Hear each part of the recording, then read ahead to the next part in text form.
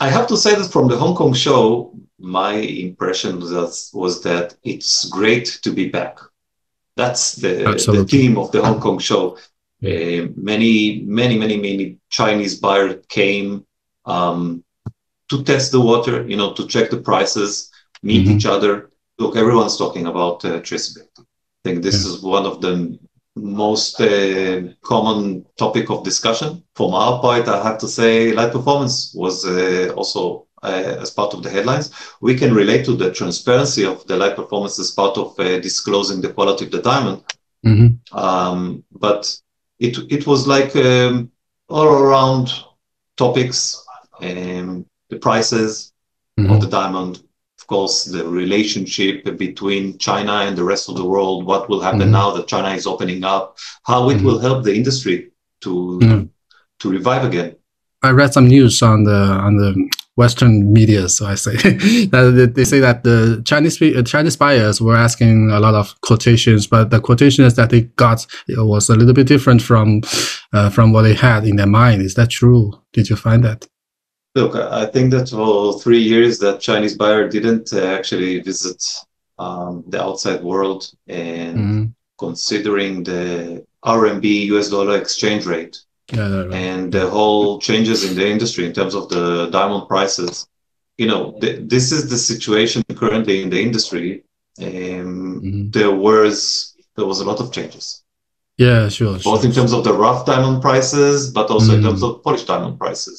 I think that if I'm looking forward, I'm really looking forward to the September show in Hong Kong.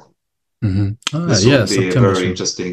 a very interesting indicator, Yeah. both in terms of the recovery of China, Hmm. Hmm. also in terms of the prices, the whole Asia Pacific Hmm. trade. I would like to have this discussion again in 6 months' time and see how we Hmm. compare the September Hong Kong show with the March Hong Right. Kong show. Did we see really recover? Or it was just like the sweet time after China Hmm. opening up, and Hmm. people come to see the prices and to update again. Um, September will have a good indication of the real recovery. Yes. On the show, for curiosity, on the show, did anyone talk with you about the AI grading that Sarine is pushing very much these days? Yes, Oh, yes, how was they it? were interested. They were interested to see I would say, the standard of the grading. How Hmm. is it compared to the GIS standard, and to understand how they can start. There is a lot of interest. The main, I would say, fear or concern from their side Mm-hmm. is how the consumer will accept it. I think for retailers, there are several aspects of why they want to go ahead with the falsy AI grading. Yeah. Yeah. The main thing, everyone understands that machine grading is more consistent than human grading. Mm-hmm. It's a given fact. The price of the report is cheaper because it Mm-hmm. can be cheaper. We have less expenses in terms of operation costs. Mm-hmm. But again, speaking honestly, the main concern is the brand acceptance, and how will consumer accept the fact that it's not a GIS certificate. I think my answer on that concern was that um, eventually retailers, or I would say consumers, trust the retailer. They come to the retailer because they ask for their consultation, for their advice on what kind of diamond to buy. Your responsibility as a retailer to show that it is indeed a good quality diamond, a real diamond with all the right certification. I think retailers now understand that much more, but still there is a conservative opinion Yes. that in order for the diamond to be real, it has to have this kind of certification. I think retailers now understand that they have much more power. Their brand has much more power than Mm-hmm. they thought. We have cases, for example, like Boucheron. Mm-hmm. They chose our brand, our diamond grading report, because of the false CAI and because it enables them to put their brand in the front. Yes. So they are selling a Boucheron certificate. It's not a GIA certificate. It's not any other certificate. It's not even a Sarine certificate. It's a Boucheron certificate. Mm. Well, they put their name, they put their brand on the grading report, and they are the one who give this warranty to the consumer. Mm-hmm. And I think that as we grow, as we move forward, we see more and more cases of retailer who want to emphasize their brand. It's enabling them to be the front discussion with the customer, not hide behind a grading report. And of course, there's nothing to hide here. The consistency is an integral part of the grading, which again contributes to the transparency. Okay, the system, the grading system, I mean the automatic grading system of Sarine, based on the machine study, right? If one day when it grades the diamond of, for instance, D color VVS1, okay, after learning 10,000 samples, and several months later, after it learned 50,000 samples or 100,000 samples, will the previous grading change? It's just my personal question. Yeah. Look, the grade will not change because it is based on previous previous grading or previous learning. And once the algorithm reached the decision, it will not change its data based on additional data. The data should only enforce the subsequent diamond. So it's only about, let's say, gathering more information or creating a vast experience for the algorithm to make a decision. It's consolidating. The data creates more consolidation. And like in any machine learning, eventually the data enables the algorithm to be much more, I would say, decisive. It will help in the border case. Our machine learning algorithm is based on tens of thousands of diamonds, which is based on GIA grading. So I would say the more we scan and the more we understand the complexity, and I specifically talk about clarity because color is relatively straightforward. Clarity is much more elusive. To determine the position of the inclusion, the release of the inclusion, the overall impact on the diamond beauty. So that's why clarity is much more elusive or much more complicated to determine. The more diamonds you understand, the more diamonds you see, the more type of inclusion you categorize, and the overall impact on the diamond, the better you can determine the clarity grade. Do you have any double check from gemologists for the result? The machine is operated by people who are trained to look at diamonds at a certain degree of gemologist. Currently, because we are in an integration phase with our e-grading, so the diamonds are being inspected by the gemologist in order to verify that the grading or the machine has done the proper job. There are cases of dirt. How do you check that the dirt on the diamond is dirt or not inclusion? As we go along, of course, the end game would be that you don't need a gemologist. The machine is sophisticated and trustworthy enough to produce its own grade. And as we go along, we will get there.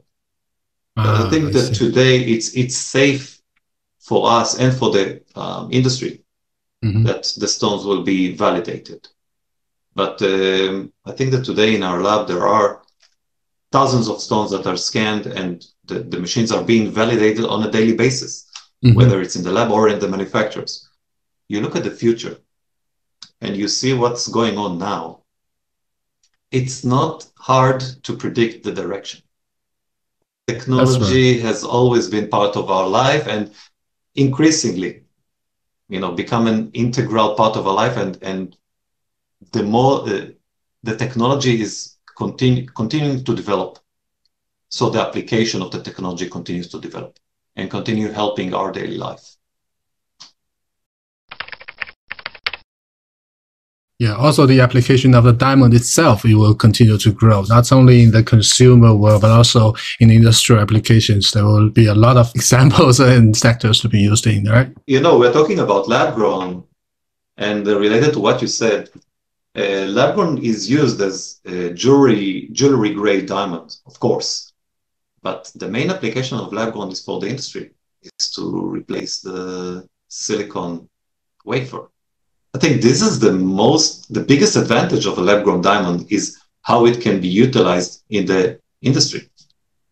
Actually, the market is much larger than the jewelry industry for the lab-grown diamonds. Yes, absolutely. And I knew that the Americans are doing a research on a nano diamond battery or something. It can be charged and used for 28,000 years. If I didn't mistake anything. Anyway, lab-grown diamonds is a very hot topic now, and I think the whole industry will raise their attention not only in the jewelry business but also in the industrial applications. Talking about lab-grown diamonds, I think the light performance was used to the Lightmark products last year. I was wondering how was it going on? What kind of feedback they gave you? They gave us an amazing feedback. First of all, consumers understand the additional value in terms of the light performance grading report and how Lightmark is choosing only the best of the best diamond and proving it through the light performance grading report. Yeah. I think Lightmark specifically is a great example of how you take a lab-grown diamond and position it in the top of the tier, and competing, with natural diamond from the highest quality. And I think it's a combination, first of all, of the quality of the diamond, of course, but also a brilliant marketing and go-to-market strategy. What kind of value you want to give to your consumers?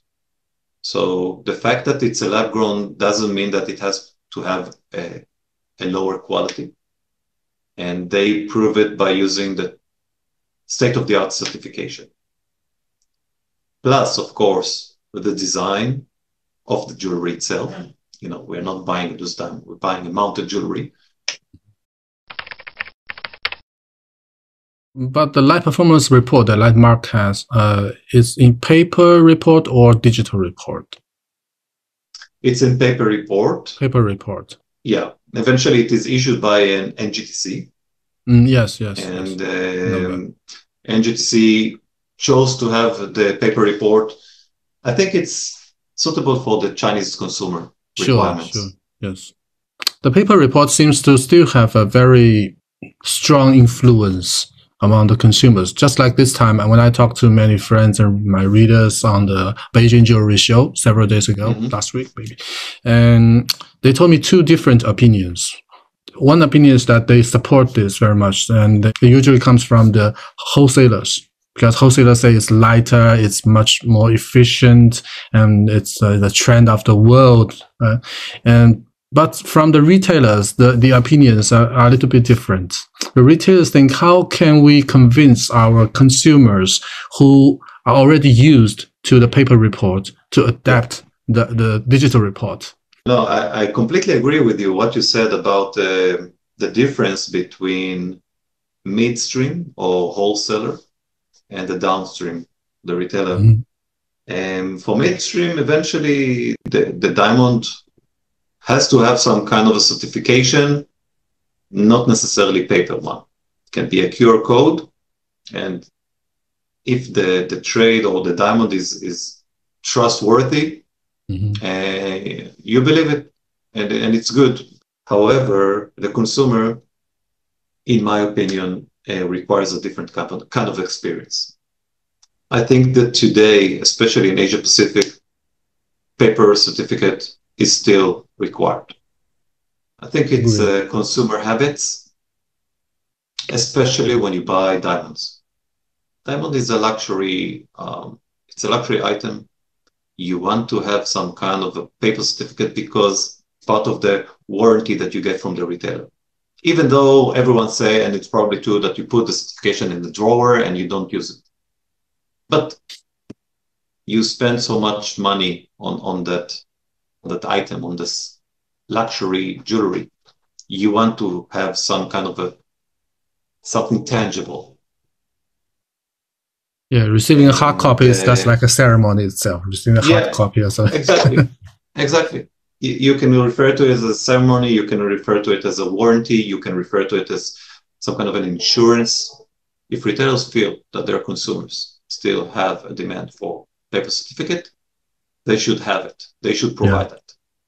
Otherwise, there will be some kind of a mistrust.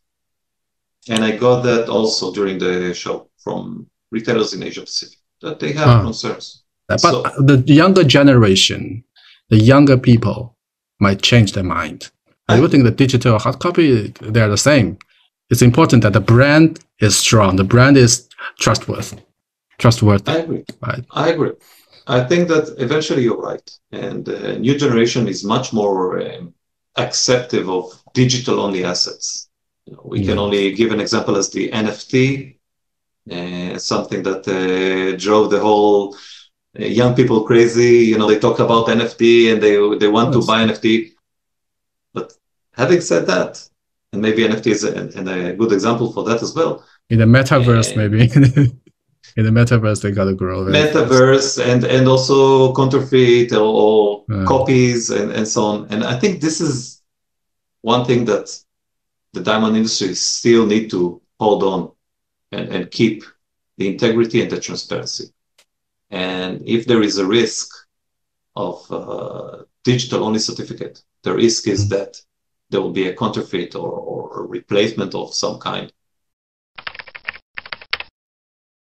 So personally, I think the counterfeit exists always because there is benefit inside, and someone wants to play like strangely. I don't know, but just because of that, we cannot deny the importance and the trend of the digital stuff in the future. Yeah.